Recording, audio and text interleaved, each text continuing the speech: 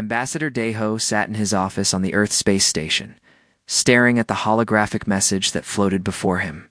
The symbol of the Galactic Federation Council glowed with an urgent red border. He had received important messages before, but never one marked with such high priority. His fingers trembled slightly as he opened it. The face of presiding Elder Thelmora appeared, her crystalline features reflecting light in strange patterns. Her voice was calm, but carried an edge that made Deho uncomfortable. The message was simple and direct. The Federation Council demanded Earth's presence at an emergency session. The topic was listed as mandatory technology transfer under Federation Charter Article 7, Section 12. Deho closed his eyes and took a deep breath. He had feared this day would come. Earth had only been part of the Galactic Federation for 3 years, barely any time at all by galactic standards. But in those 3 years, humanity had made leaps in technology that other species took centuries to achieve. He knew the elder races were watching, and apparently, they did not like what they saw. Within hours, Deho was on a shuttle heading to Geneva, where Earth's United Defense Council maintained its headquarters. The building was new, constructed after first contact with alien life. Inside, the council chamber buzzed with nervous energy.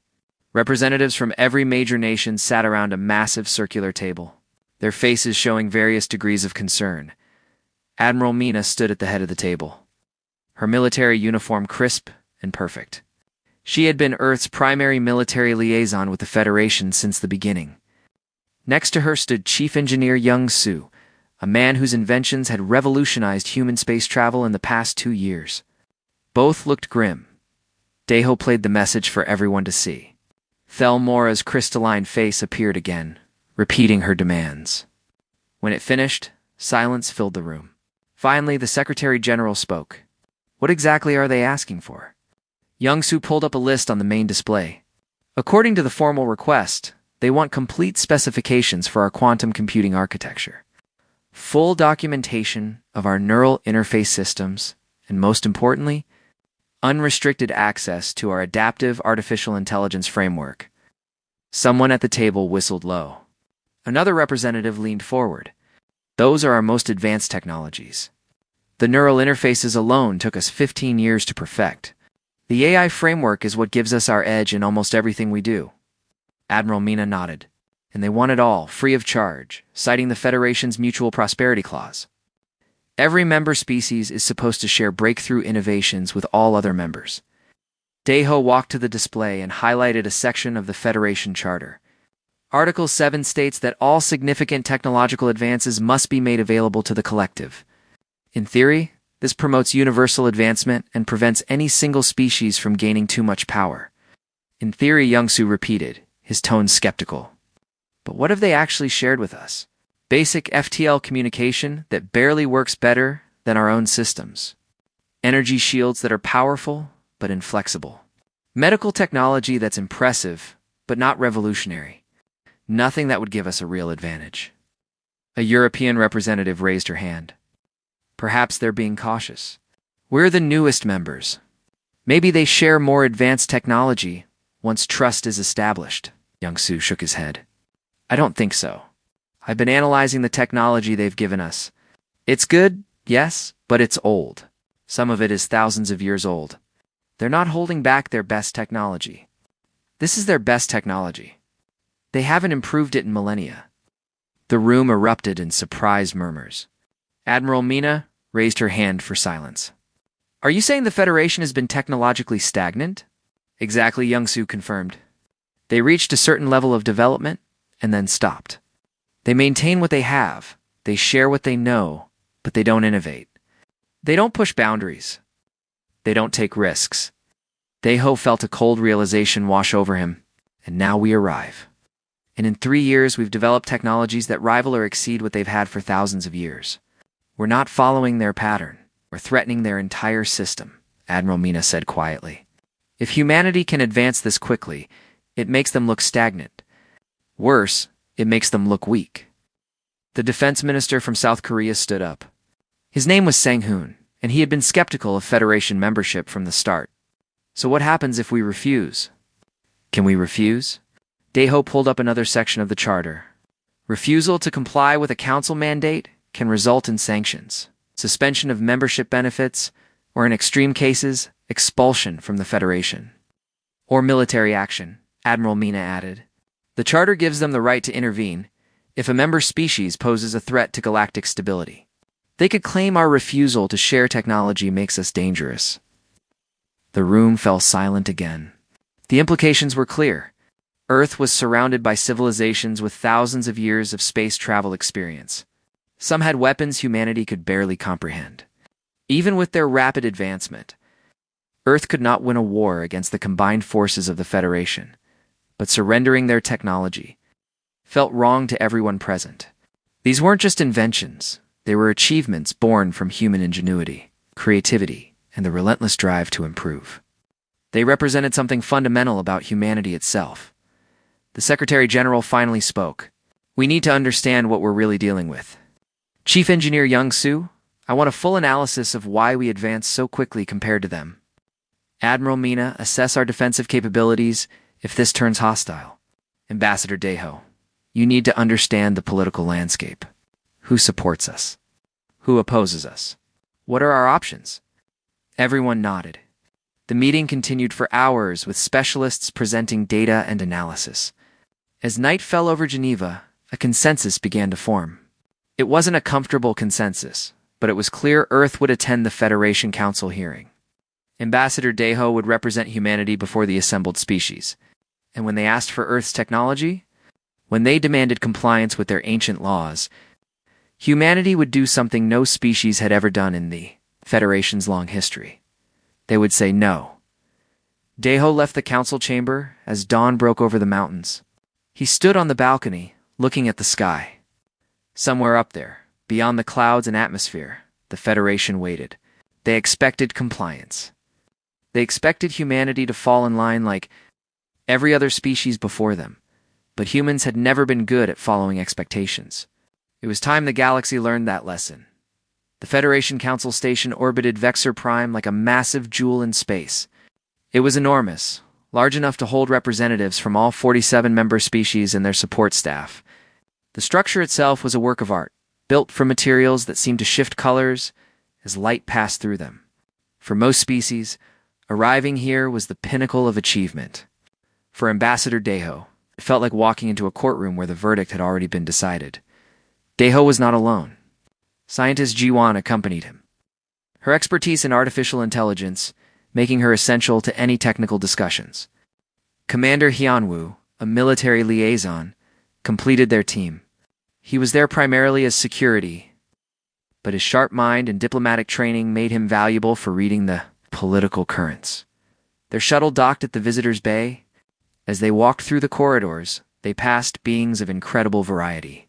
A floating creature made of gas nodded politely. An insectoid being with multiple eyes watched them with undisguised curiosity. A humanoid covered in blue scales smiled, showing rows of sharp teeth. Each species had been part of the Federation for hundreds, sometimes thousands of years. The council chamber itself took Deho's breath away. It was a circular room with a ceiling that seemed to open into space itself, showing the stars beyond. Seating arrangements spiraled upward in tiers, with each species occupying their designated section. At the center, on an elevated platform, sat the presiding council. Thelmora occupied the highest seat, her crystalline body refracting light across the chamber.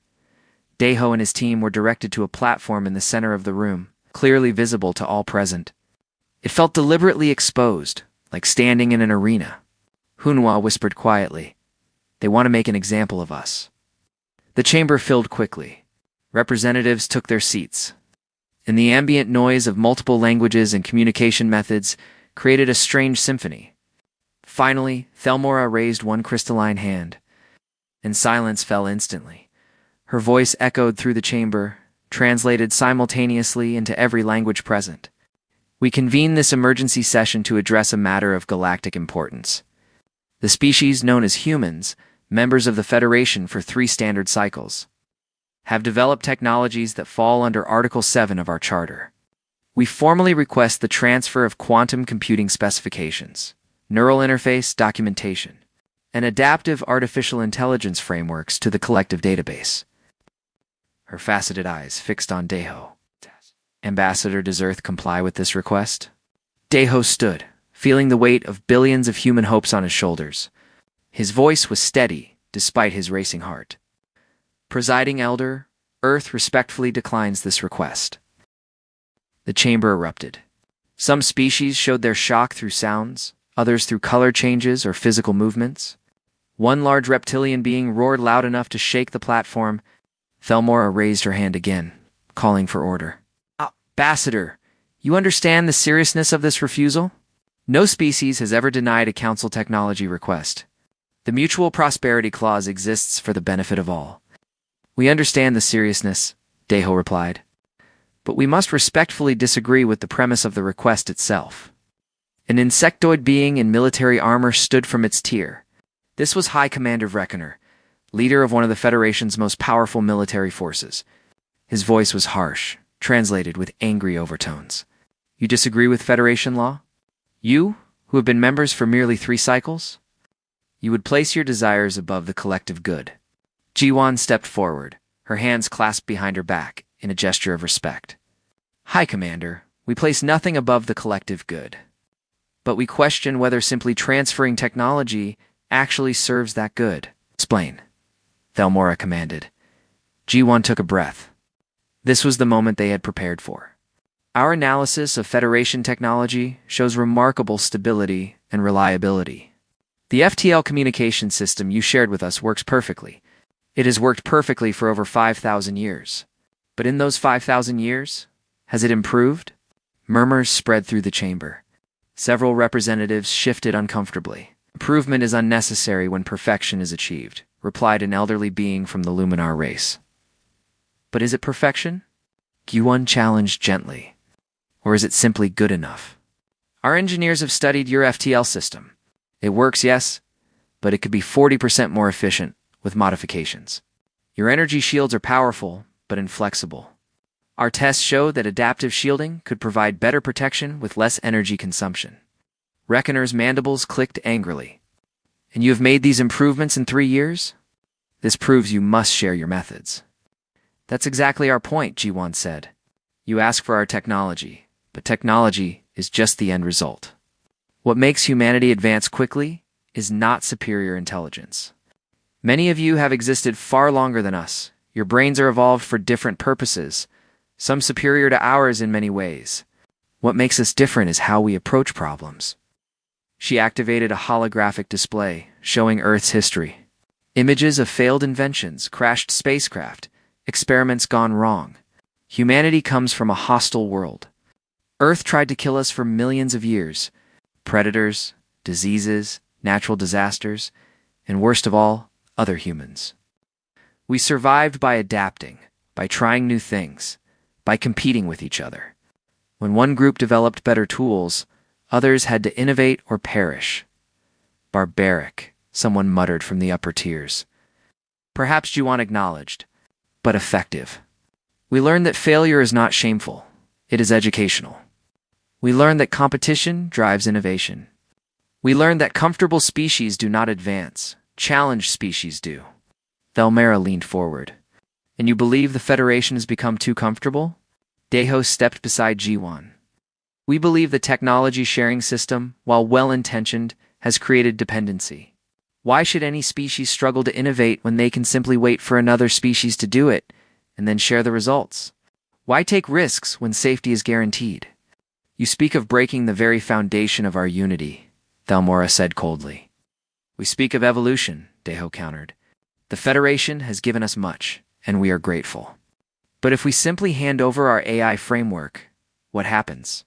You will copy it, use it, and then prevent anyone from improving it, because the improvement would need to be shared again. The cycle continues. Everyone stays at the same level. No one advances. Reckoner stood again, his armor gleaming. This sounds like justification for hoarding power. Your refusal threatens galactic stability. Perhaps Earth requires guidance to understand its responsibilities. The threat was clear. Hyunwoo tensed beside Deho, his hand moving unconsciously toward where a weapon would normally rest. We seek no power over others, Deho said firmly. but neither will we surrender what makes us human. If that makes us unsuitable for the Federation, then we accept that consequence." The chamber erupted again, this time with more anger than shock. Several species called for immediate sanctions.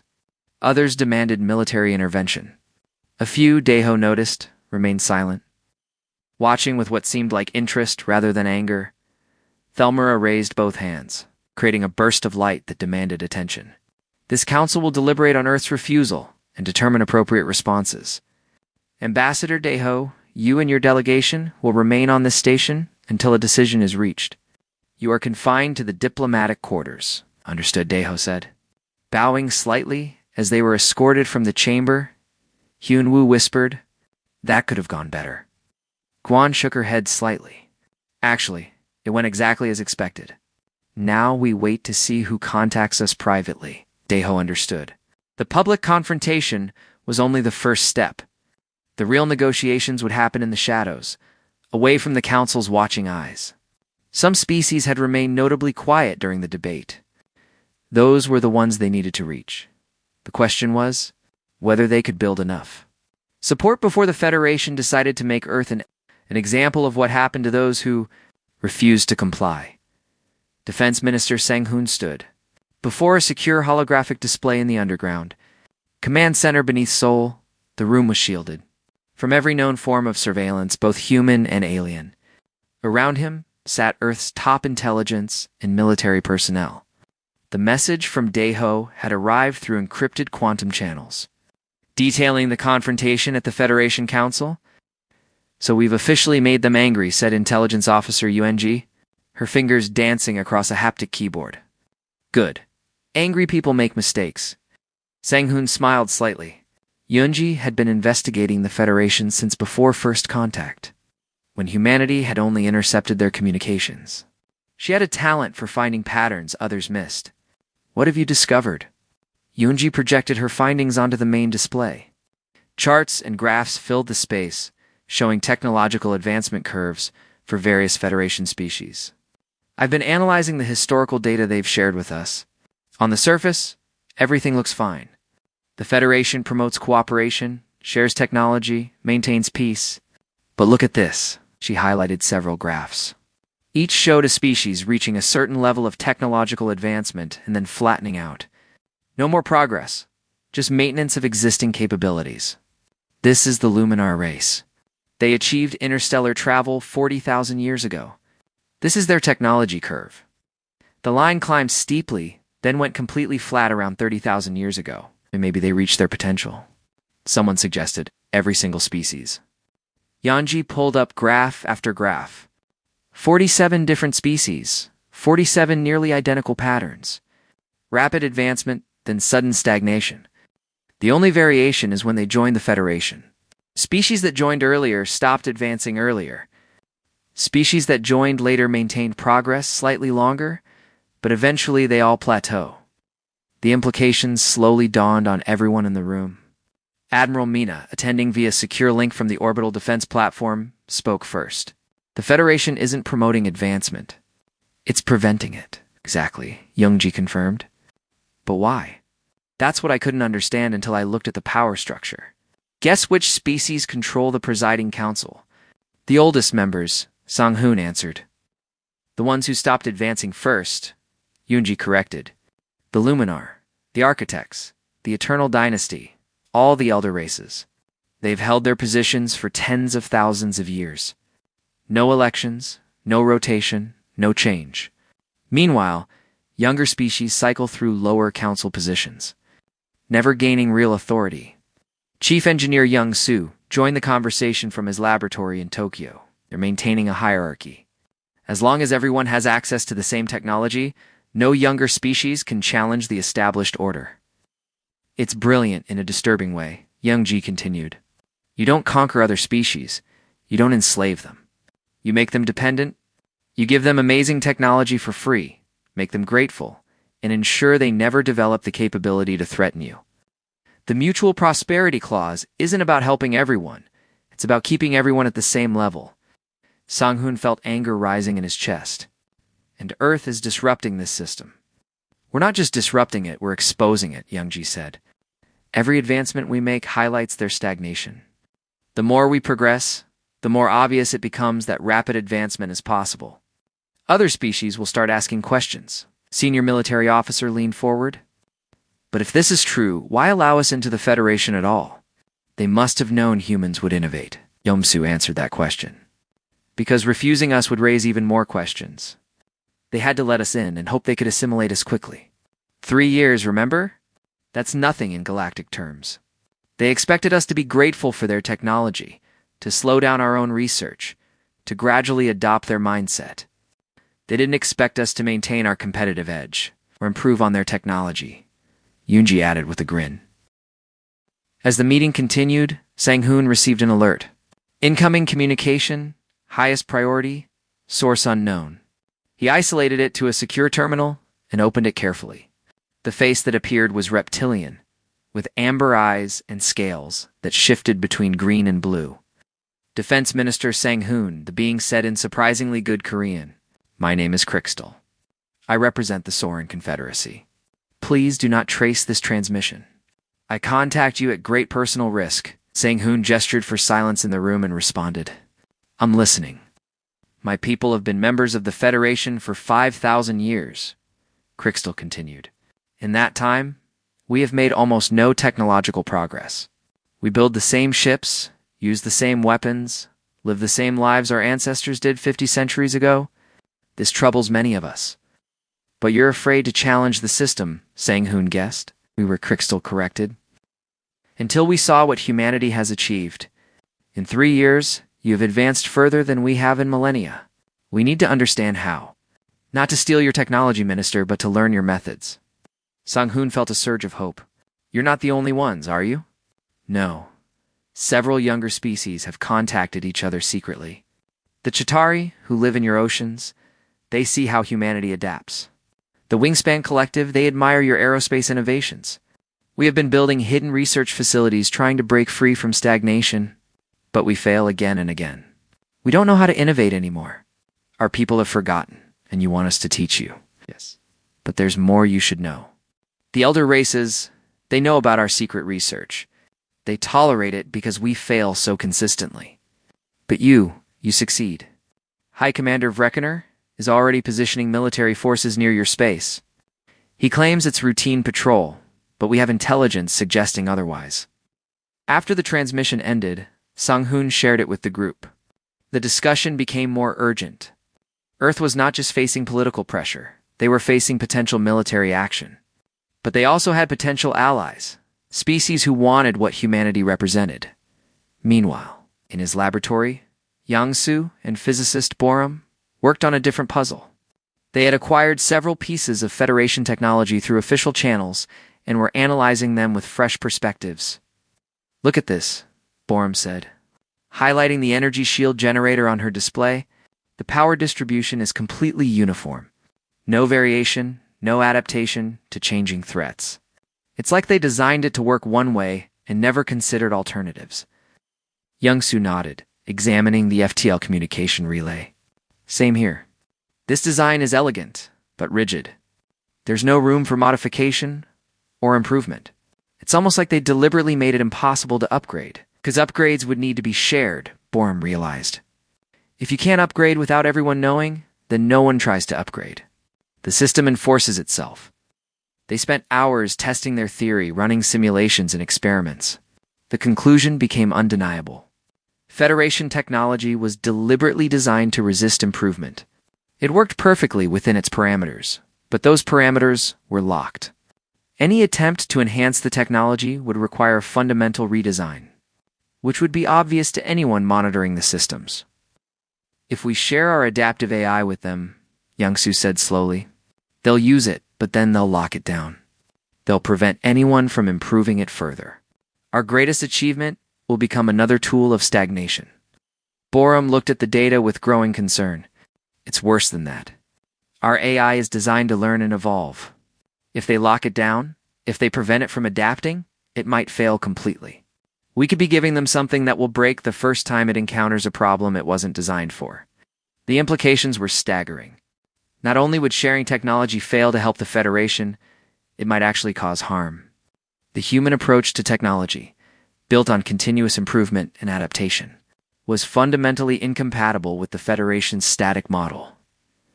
Young Su sent his findings to Sang-hoon, who immediately forwarded them to Daeho on the council station. The message was clear: compromise was impossible. There is no middle ground between Earth's philosophy of constant innovation and the Federation's culture of controlled stagnation. Earth had to make a choice. They could surrender their technology and watch it be perverted into another tool of control. They could withdraw from the Federation and face potential isolation or conflict. Or they could do something unprecedented in the galaxy's history. They could offer to teach others how to innovate, how to think differently, how to embrace failure and competition and change. It was a risky proposition. The elder races would see it as a direct challenge to their authority. But the younger races, the ones who secretly yearned for progress, they might embrace it, as Sang-hoon reviewed all the intelligence, all the analysis, all the possibilities. He made a decision. He opened a channel to the United Defense Council and requested an emergency session. It was time for Earth to make a counteroffer, one that would either change the Federation forever or start a war that humanity could not win. The choice was binary, but the consequences would ripple across the galaxy for generations to come. The Federation Council reconvened 3 days after the initial confrontation, but the atmosphere had changed dramatically. The chamber was no longer unified in its condemnation of Earth. Cracks had appeared in the seemingly solid wall of galactic opinion, and those cracks were widening into chasms. Presiding Elder Thelmora called the session to order, her crystalline form seeming less radiant than before. Beside her sat High Commander Vreckener, his insectoid features set in what could only be described as aggressive determination. "We have deliberated on Earth's unprecedented refusal," Thelmora announced. "The presiding council recommends immediate sanctions, followed by a technology quarantine if compliance is not forthcoming within one standard cycle." Before she could continue, Ambassador Crystal of the Soren Confederacy stood from his tier. His scales flushed a deep blue, a sign of formal challenge among his people. "I wish to speak on this matter." Murmurs of surprise rippled through the chamber. The Soren had never been particularly active in council politics, content to follow the elder race's lead. Thelmora hesitated, then nodded. "You may speak." "Earth's refusal raises questions that deserve examination," Crystal said carefully. "When was the last time any species in this Federation made a significant technological breakthrough? Not an improvement on existing technology, but something genuinely new?" The chamber fell silent. Several representatives shifted uncomfortably. Crystal continued, his voice growing stronger. "The Soren Confederacy joined this Federation 5,000 years ago. In that time, we have gained much knowledge, much comfort, much peace, but we have created nothing. We have invented nothing. We have discovered nothing. We maintain, we use, we share, but we do not advance." "Advancement is not always necessary," replied a member of the Eternal Dynasty, an ancient race of energy beings. "Stability has value. Peace has value. Does stagnation have value?" Crystal challenged. "Earth has been a member for 3 years and has already pushed boundaries we haven't touched in millennia. Perhaps we should ask why, rather than simply demanding they stop." Another representative stood, this time from the Shatari Unity, an aquatic species. Her name was Nalora, and she spoke through a water-filled communication sphere. "The Chetari agree with our Soren colleagues. We have observed human ocean research. Their methods are chaotic, inefficient, and often result in failure. Yet they learn from each failure and try again differently. We have forgotten how to do this." High Commander Vreckener's mandibles clicked sharply. "This is a relevant philosophy. Earth has violated charter principles. Consequences must follow, or the Federation's authority means nothing." "Perhaps our authority needs to be questioned," said a new voice. This came from the Wingspan Collective, an avian species known for their cautious nature. "We have ruled by tradition for so long that we have forgotten why those traditions existed. The Mutual Prosperity Clause was meant to prevent knowledge hoarding, not to prevent innovation itself." The chamber erupted in arguments. The elder races demanded order and compliance. The younger races, emboldened by the Soren challenge, began voicing doubts that had clearly been brewing beneath the surface for years, perhaps centuries. Thelmera struggled to maintain control, her light dimming with stress. On Earth, the situation was becoming equally tense. Commander Hunwu stood on the bridge of the orbital defense platform, watching displays that showed Federation warships taking positions around human territory. They claimed to be conducting routine patrols, but the pattern was obvious. They were establishing a blockade. 32 warships now, reported the tactical officer. Another 6 expected within 12 hours. Admiral Mina studied the formation with experienced eyes. They're not preparing for full assault. This is intimidation and containment. They want to prevent us from spreading our influence while the Council makes its decision. Hunwu nodded grimly. How long can we hold if they attack? Against 32 ships? Mina calculated silently. Earth's defense fleet numbers 18 ships. We have superior weapons in some categories, thanks to our recent innovations. But they have experience we lack. Days, maybe? Not weeks. What about the colonies? Mars? Europa? Titan? Exposed, Mina admitted. We can't protect everything simultaneously. We'd have to consolidate here, around Earth itself, and hope our defensive platforms give us enough advantage. In the diplomatic quarters of the Council Station, Deho was receiving visitors. Not officially, nothing that would appear on Council records. But a steady stream of representatives from younger species found reasons to pass through the human section. Each conversation followed a similar pattern. They wanted to know how humanity innovated so quickly. They wanted to understand the human approach to problem solving. Most importantly, they wanted to know if Earth would share its methods. Not its technology, but the thinking behind the technology. Ambassador Han Yul, who had arrived as additional diplomatic support, carefully managed these conversations. She was younger than Deho, more idealistic perhaps, but her enthusiasm was genuine and infectious. We're not asking you to become human, she explained to a nervous representative from a small trading species. We're offering to show you how we approach challenges. You would adapt those methods to your own culture, your own needs. And if the elder races forbid this exchange? The representative asked quietly. That's your choice to make, Han Yul said. We won't force anything. But we believe knowledge about how to think should be free, even if specific technologies need protection. Meanwhile, trouble was brewing closer to home.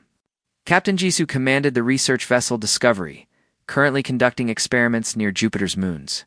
Her crew included some of Earth's brightest scientists, working on projects that pushed the boundaries of human knowledge.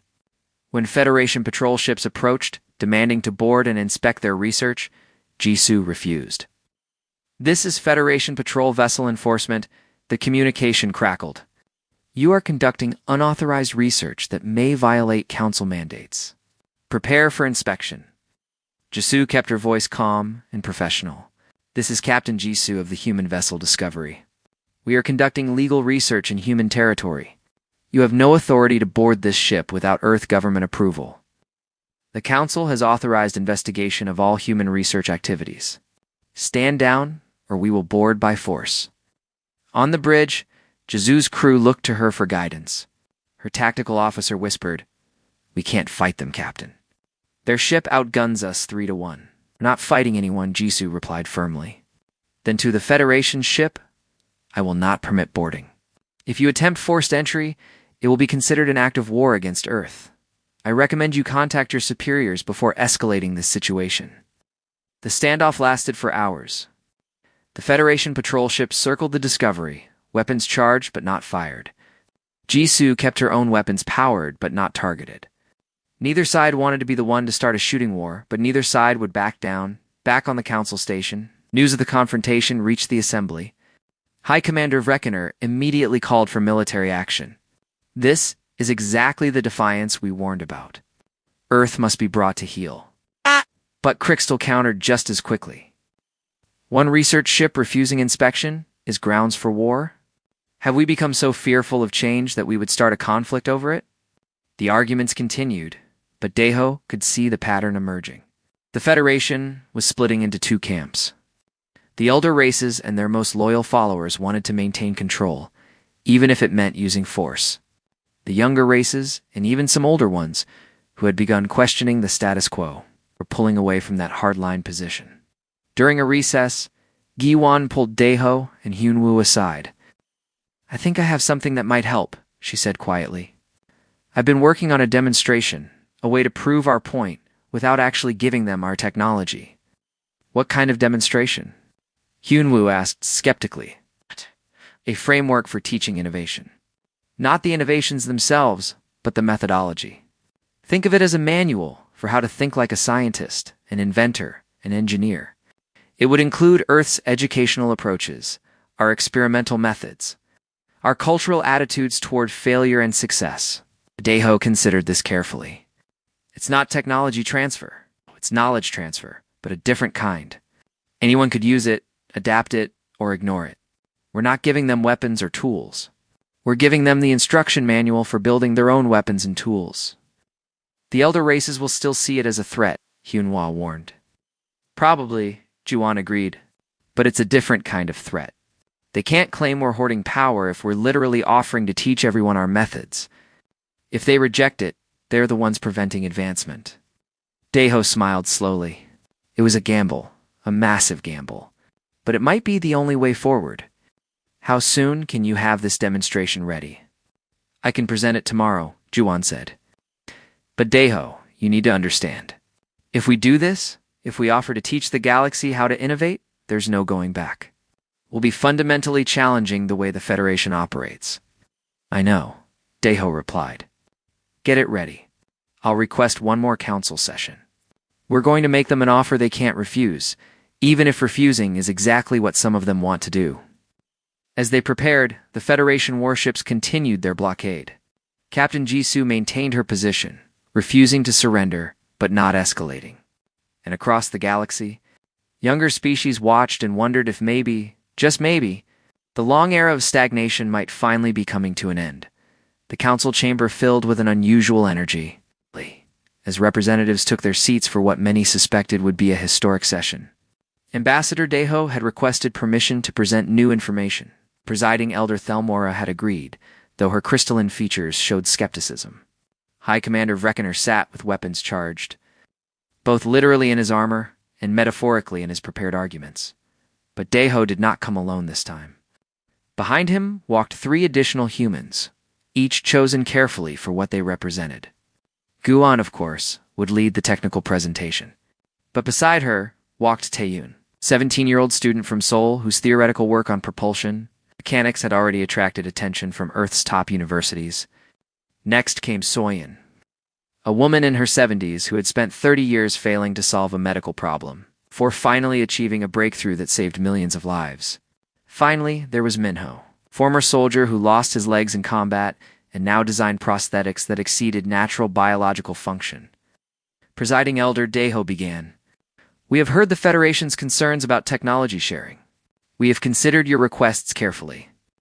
Today, we offer something we believe is more valuable than any specific technology.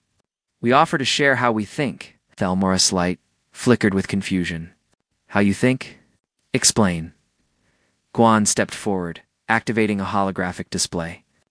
But instead of showing technical specifications or weapons designs, the display showed something simpler: a child in a classroom.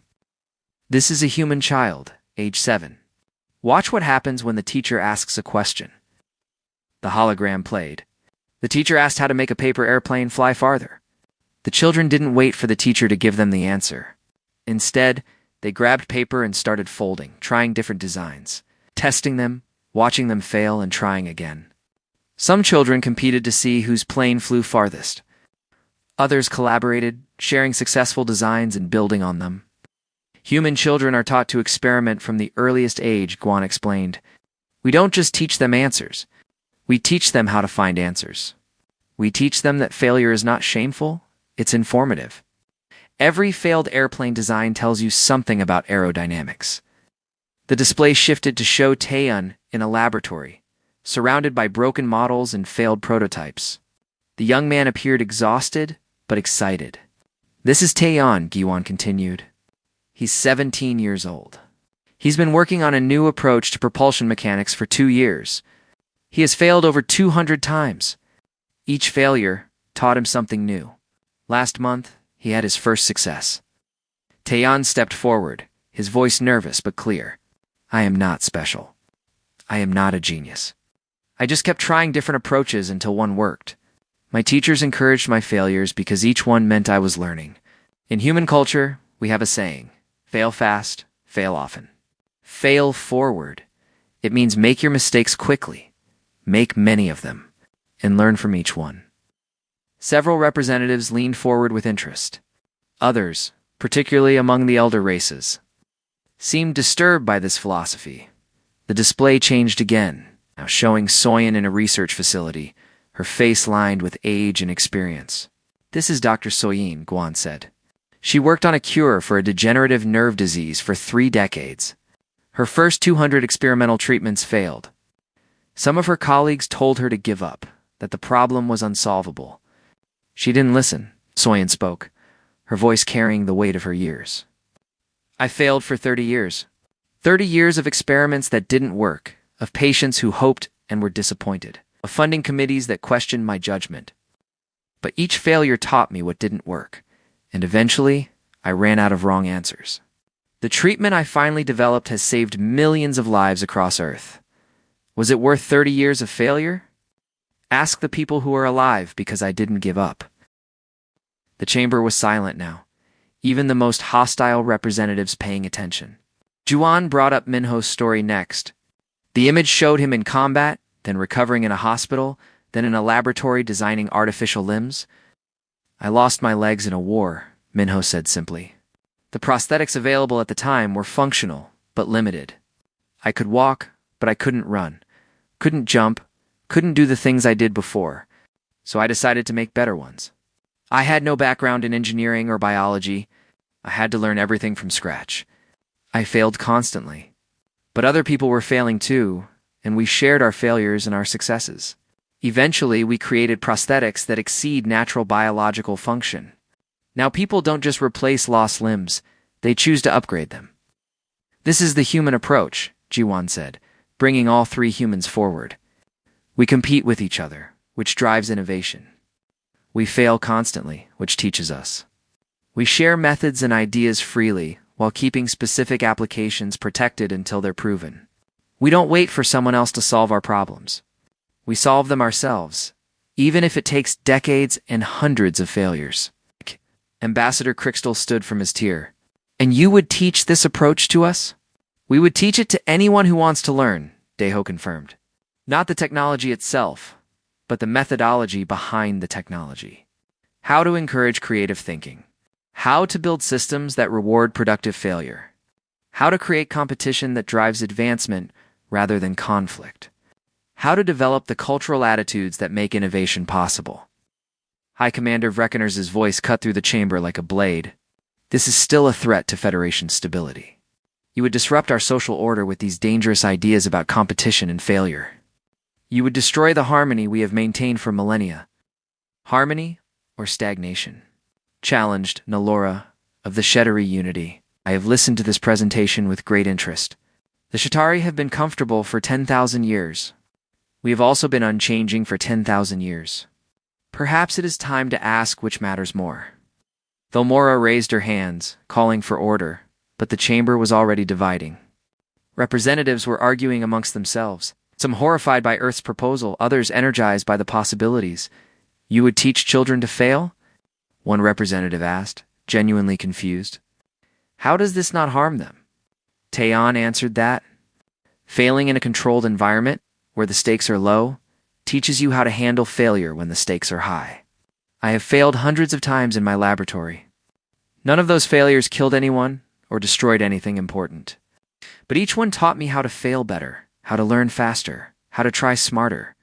When I work on real propulsion systems that will carry people through space, I will be prepared, because I have already made and learned from my mistakes.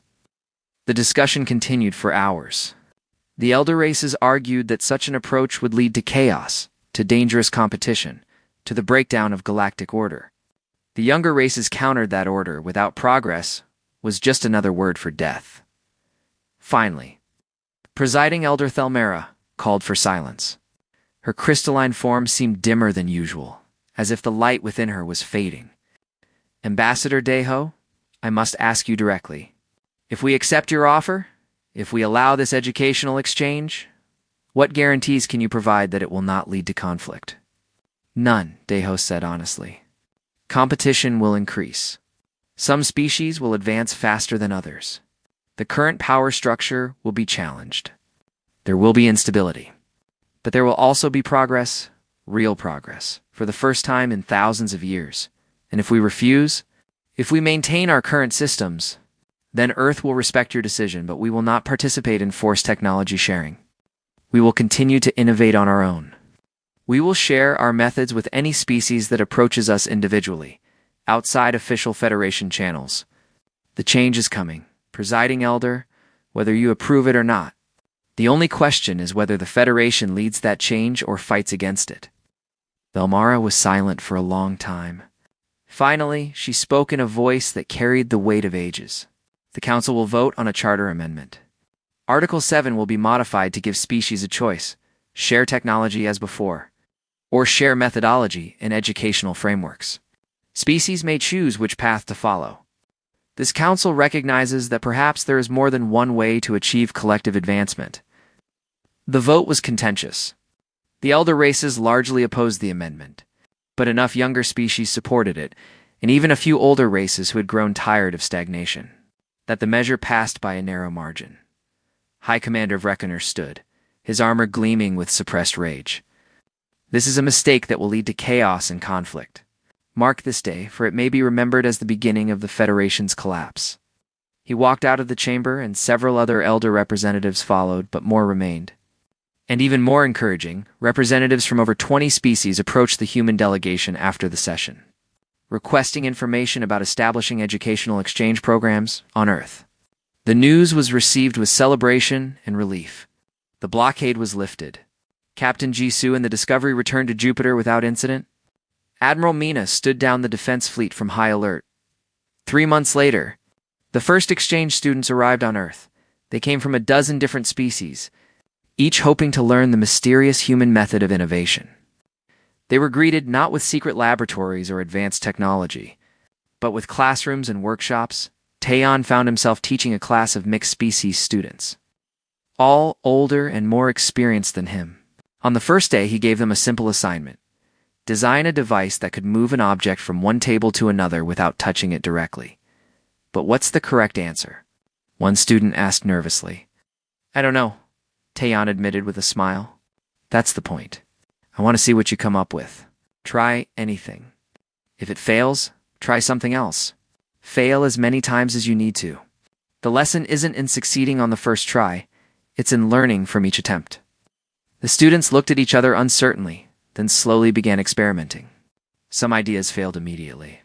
Others showed promise, but had flaws. One student created something completely unexpected that actually worked, just not in the way anyone had anticipated by the end of the first week. The students had created 17 different solutions, none of them matching what Taeyeon would have designed, some of them better than anything he could have imagined.